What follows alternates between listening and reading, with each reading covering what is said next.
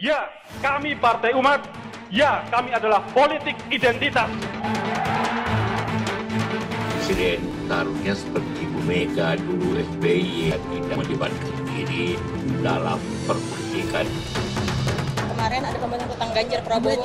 Yang dibicarakan banyak sekali, 3 jam, banyak sekali.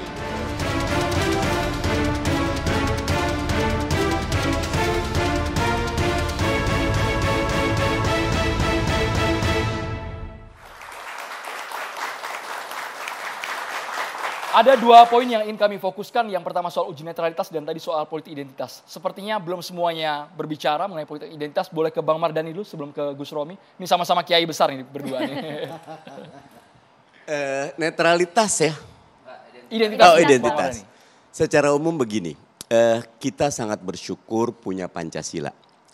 Di mana yang dikedepankan adalah nilai. Kita boleh punya identitas apapun, tapi yang mengikat kita adalah nilai.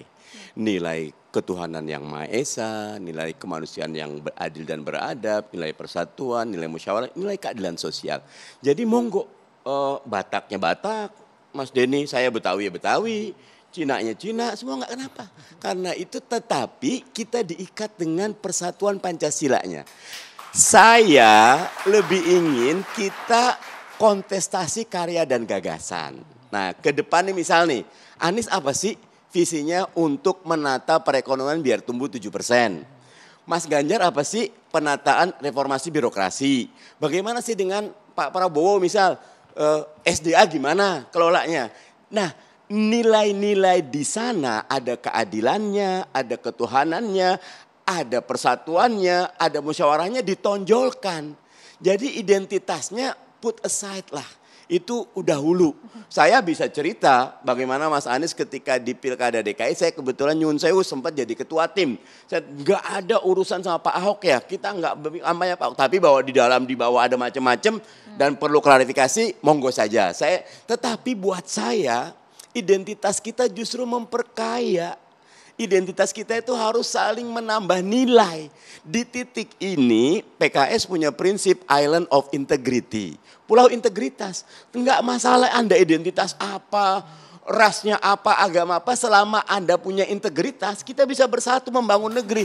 Problem kita korupsi, problem kita munafik, problem kita adalah kemiskinan, kezaliman. Nah itu yang harus kita lawan. Karena itu harus betul-betul kita bersatu bersama dengan nilai yang kuat. Oke.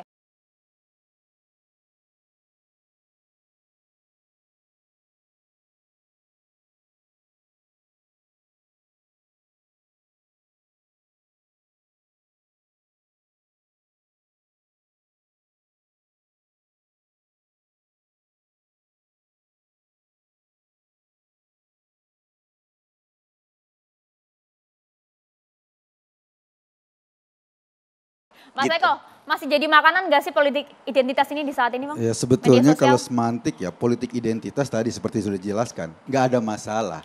Yang jadi masalah itu adalah politisasi identitas. Ketika ukuran untuk mencari pemimpin semata-mata karena ukuran identitas, itu yang jadi masalah. Misalnya cari pemimpin harus seagama.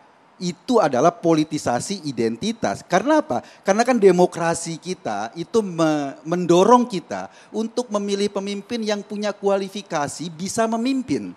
Yang punya integritas, yang punya kemampuan manajerial, yang punya konsep tentang pembangunan ke depan. Jadi ukuran-ukurannya itu bukan identitasnya. Ukuran-ukurannya adalah prestasi orang itu.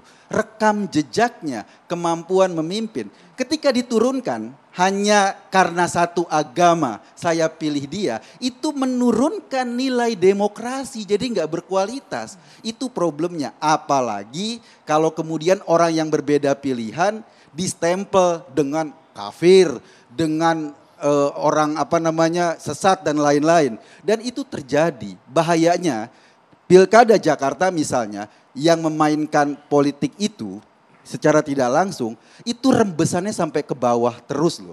Eksploitasi misalnya waktu itu Al-Maida 51 itu rembesannya sampai ke pemilihan ketua OSIS Anak-anak SMP nggak mau milih temennya yang berbeda agama. Bayangkan ketika itu sudah terjadi sampai pemilihan OSIS anak-anak SMP. Itu terjadi. Ini yang harus dibatasi bangsa ganda.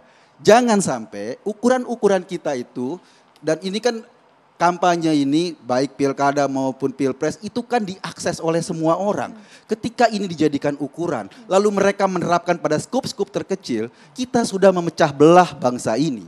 Kita sudah membuat